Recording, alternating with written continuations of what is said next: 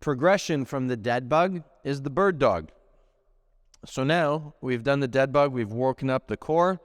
Now we're going to reverse the position. We're going to get our knees and our hands on the ground. Same type of tabletop position, hands directly under the shoulders, knees directly under the hips. It's the same motion. Right hand and left leg will move simultaneously. So we take a deep breath. As we exhale, make sure the core is tight. Reach left hand, or left leg rather, right arm. Inhale, back to the middle. Inhale. Exhale, opposite limbs. Right leg, left hand. Inhale, back to the center. We would alternate like this 15 times. If 15 is too much, we start at 10.